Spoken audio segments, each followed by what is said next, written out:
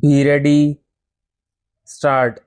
Shri Raghavendra Kumar Singh, learned senior counsel for the respondent university, has invited the attention of the court to the entire material relating to parliamentary debates, the deliberations of the standing committee of the parliament, and the objects and reasons to contend that firstly the university was established under a special act, namely the 1994 Act.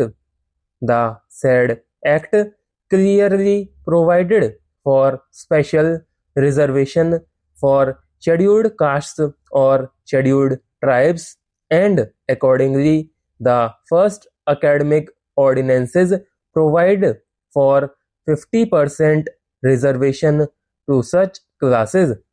He therefore submits that this stood protected and could not be abrogated by the general provisions of the 2006 Act.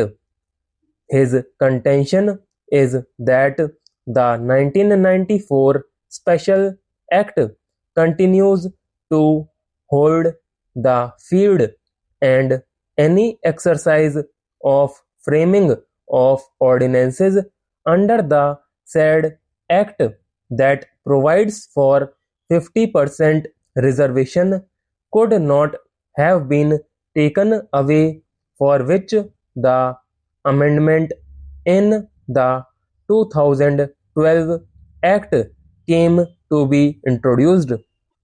He submits that the respondent university, being a special university meant to uplift the cause of scheduled castes or scheduled tribes in particular, is fully justified in providing 50% reservation, which stands protected under Article 15(5) of the Constitution of India. He submits that even if the validity of the 2006 Act has been upheld, the same does not abrogate the provisions of the 1994 Act that can still exist independently and which now stands even otherwise protected with the 2012 Amending Act. He contends that the petitioners, having not challenged the competence of the Parliament or prayed for declaring the said provisos as ultra vires to Part 3 of the Constitution of India, the wisdom of the legislature in introducing the statutory limitations cannot be said to be violative of Article 14 of the Constitution of India. He submits that the provisos simply preserve and contain what was provided under the 1994 Parent Act of the university, and hence all the arguments advanced on behalf of the petitioners deserve to be rejected. He has also questioned the locus standi of the petitioners on the ground that reservation is not a fundamental right and no such right can be enforced by the petitioners. He then submits that the university ordinances were also laid before the parliament, and there is a presumption of the validity of the 50% reservation provided for in the ordinances. On the issue of interpretation, he submits that the provisos, if literally as they stand, carve out an exception which does not in any way violate either the main clause of section 3, being an exception to the same, and once having been included, the wisdom of the parliament or the reasonableness thereof cannot be questioned by the petitioners.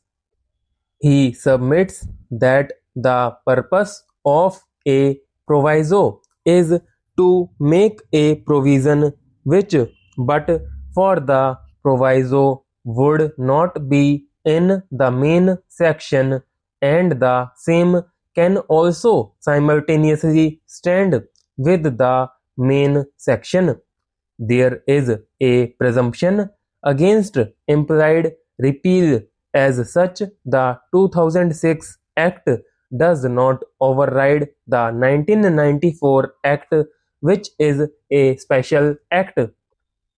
Shri S. K. Kalia, learned senior counsel for the interveners, contends that the amending Act of 2012 does not in any way affect the status of the respondent university or the reservation to the extent of 50% provided by it under the 1994 Act, which is a special act. He submits that this special act would exist, and any action taken thereunder cannot be questioned on the ground of any provision being made later or through another act of parliament. There is neither any repeal nor a presumption of implied repeal. The first ordinances of the university have the status of law and have come to form part of the statute itself. The 1994 Act, being a special law, would override the general provisions of the 2006 Act as amended in 2012. The statement of objects and reasons, as well as the legislative debates, leave no room for doubt that the 2012 Amending Act clearly intends to preserve the status of the university and also the extent of reservation in favor of scheduled castes or scheduled tribes as was existing prior to the 2006 Act.